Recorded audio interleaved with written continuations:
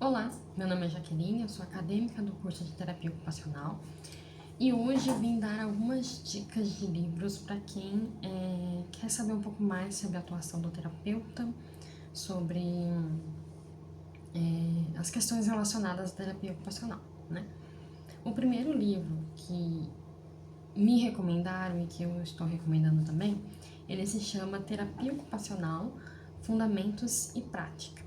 Ele foi escrito pelas autoras Alessandra Cavalcante e Cláudia Galvão. Esse livro, usando os termos que eu ouvi quando me recomendaram, ele é uma bíblia da terapia ocupacional. É um dos primeiros livros ali utilizados na faculdade, nas faculdades, né, para poder introduzir ali os conceitos de terapia ocupacional. Ele tem todo o conceito do que é a terapia, de todas as áreas de atuação, como que o terapeuta vai atuar em cada área. E é um livro bem grande, eu li ele durante todo o ano passado, mas é um livro muito completo e, assim, essencial, né, para quem está estudando terapia, para quem quer saber sobre o assunto. É um livro obrigatório que todo mundo que estuda terapia precisa ler. A segunda dica de livro chama Práticas em Terapia Ocupacional. Ele também é um livro conceitual, né? Foi escrito por Luma Gradin, Tamara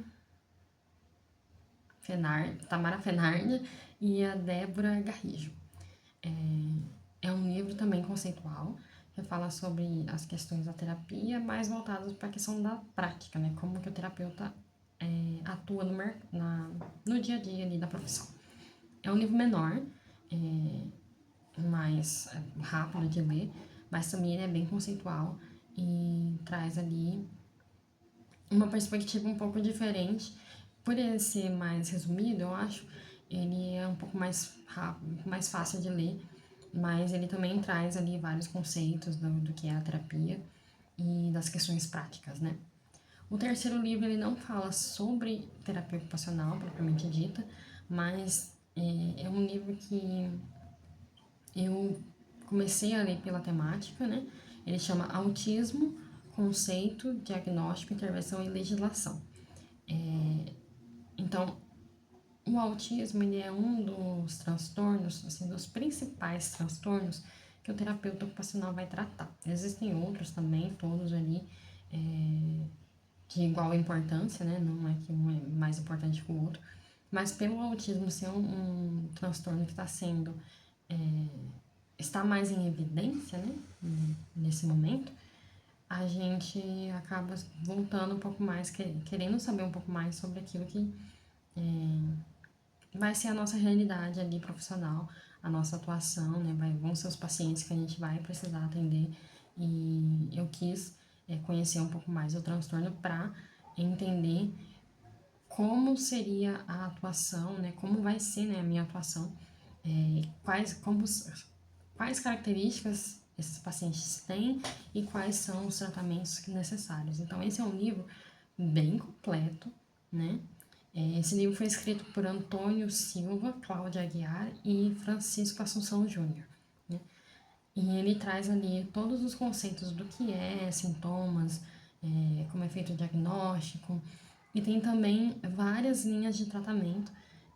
Ele traz uma seção específica para cada idade, para cada período de idade, como que é feita a abordagem de tratamento. E tem também a questão da legislação a respeito do autismo. Então, para quem tem ali um familiar que tem um transtorno do espectro autista, ou para quem é autista, é interessante ler esse livro para entender melhor o que é o transtorno e para entender também questões de legislação, questão de tratamento, qual é a abordagem que cada profissional tem que ter com esse paciente. Então eu achei ele bem interessante, bem completo também, bem detalhado e por isso eu estou indicando ele para quem quer saber mais sobre o assunto. Nós que seremos terapeutas precisamos muito entender como são as linhas de tratamento e como são as abordagens, né? E por último, um livro que eu acho que foi um dos primeiros que eu li, eu já li ele várias vezes, ele chama Estimulação Cognitiva de Idosos. Foi escrito pela Juliana Yokomizo. Yokomizo. Esse livro, ele é um livro de atividades. Ele tem pouco conceito, tem algum conceito, mas é pouco, que explica a questão das atividades, né, como elas são feitas, mas é mesmo uma apostila de atividades, né, é um livro, né, não é uma apostila, mas é um livro de atividades, e tem ali várias propostas de atividades para serem feitas com idosos. São atividades voltadas para aqueles idosos que têm ali as habilidades cognitivas bem preservadas, né? Todas as atividades ela tem ali níveis de dificuldade, né? Fácil e outras têm níveis de dificuldade maior. Às vezes são 2 níveis, às vezes 3 níveis de dificuldade, mas ali e aí na orientação já fala caso você queira aumentar o nível de dificuldade, como você vai fazer.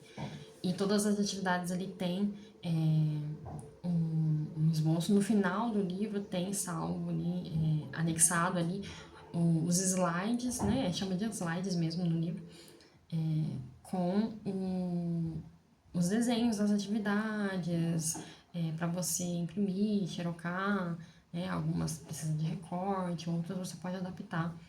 Eu usei muito esse livro no meu trabalho. Para quem não sabe, quem está chegando agora, eu trabalho como agente comunitário de saúde. E no posto de saúde que eu trabalho, a gente tem um grupo de atividades com pessoas idosas. São pacientes que têm ali alguns transtornos, né, de saúde mental, mais leves, moderados, mas tem. E a gente faz essas atividades com eles para auxiliar ali, complementar um pouco o tratamento, mas auxiliar também ali questões de socialização e algumas questões cognitivas também, né?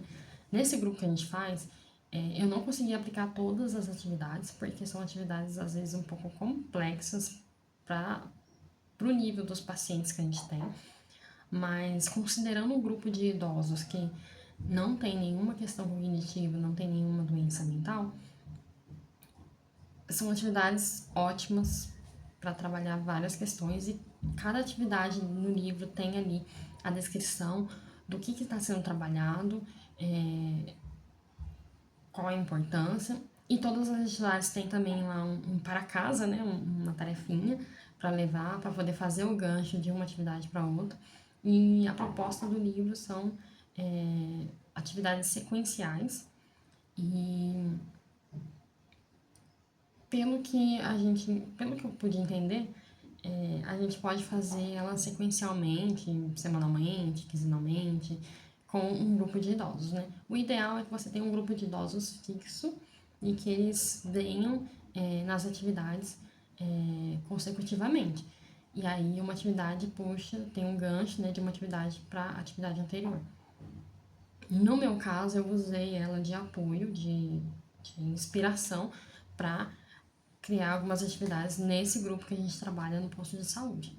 Então, todas as atividades são adaptáveis e vai depender do nível dos idosos que vão fazer. E aí a pessoa que vai aplicar essas atividades, ela tem que ter essa sensibilidade de saber adaptar, né? Se for um grupo de idosos sem nenhuma questão cognitiva, sem nenhum diagnóstico de saúde mental, pode fazer todas as atividades, elas são bem legais, assim, bem interessantes, bem dinâmicas e servem também para divertir, para passar o tempo, ocupar o tempo, né, que é a questão da terapia ocupacional, ocupar o tempo e também se divertir enquanto fazem, né. Algumas propõem algum nível de reflexão, né, sobre algumas temáticas, mas no geral são atividades leves e adaptáveis para vários grupos de pessoas, né. Hoje são esses os 4 livros que eu queria indicar para vocês. Tem ali 3 mais conceituais e esse de atividades. E eu estou preparando um material também de atividades que eu quero trazer aqui para vocês. E gostaria de pedir para vocês deixarem aqui nos comentários, né, quais públicos você tem, quais pacientes, quais pessoas que vocês auxiliam, que vocês querem que eu traga aqui sugestões de atividades. Já me pediram para propor atividades para pacientes com Alzheimer. Não é o caso do nosso grupo lá do posto de saúde, apesar que a gente acompanha, assim, pacientes com Alzheimer.